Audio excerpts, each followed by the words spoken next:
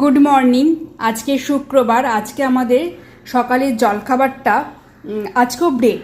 কালকে ব্রেড হয়েছিল, আজকেও ব্রেড, তবে আজকে আমরা খাচ্ছি জ্যাম দিয়ে। একটু তাড়াতাড়ি আছে আজকে আমাদের, সেই জন্য যাতে দেরি না হয়, জলখাবারে তাড়াতাড়ি হয় আর পেটটাও ভর্তি হয়, সেরকম ভেবে আজকে ব্রেড আর জ্যাম খাওয়া হচ্ছে, আর সঙ্গে একটা ডিম সেদ্ধ। আজকের ওয়েদারটা কিন্তু বেশ দারুণ, একটা পুজো পুজো আমেজ। বৃষ্টি হলে সেই আমেজটা থাকতো না, রোদ উঠেছে, বেশ ভালো লাগছে। তো সারাদিন এরকম থাকলে বেশ ভালো, সকাল থেকে তো বেশ ভালো।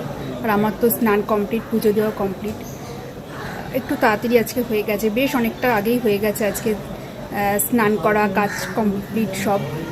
মা এখন রান্না করছে।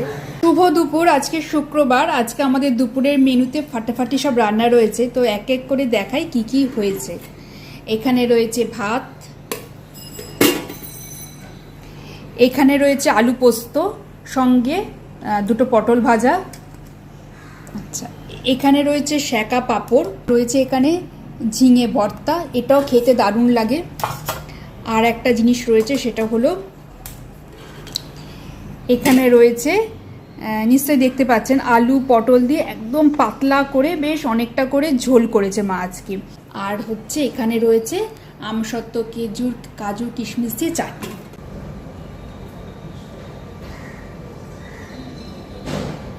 বিকেলে এক কাপ ব্ল্যাক কফি নিয়ে ব্যালকনিতে দাঁড়িয়ে আছি। বিকেলবেলা, মানে গরমকালে তো বিকেলটা পাওয়া যায়, কিন্তু শীতকালে তো বিকেল বলে কিছু থাকে না, মানে খেয়ে উঠে একটু বিশ্রাম নিতে নিতেই অন্ধকার হয়ে গেল। তো যে কদিন গরম আছে সে কদিন একটু বিকেলটা পাওয়া যায়, উপভোগ করা যায় বিকেলটা। আর হাজব্যান্ড আজকেও বেরিয়েছে, কলেজ স্ট্রিট গেছে। কলেজ স্ট্রিট গেলে মোটামুটি ফিরতে তার 8টা বাজে, যাই না, কালকে একটু তাড়াতাড়ি চলে এসেছিল, আজকে যাই না কখন আসবে। দুপুরে ভেবেছিলাম একটু ঘুমাবো, কিন্তু ঘুমিয়েছি, কিন্তু ওই 8 ঘন্টা মতো, এর থেকে বেশি আর ঘুমাতে পারলাম না। আজকে রাতে মা হঠাৎ করে করেছে পরোটা, আটার পরোটা।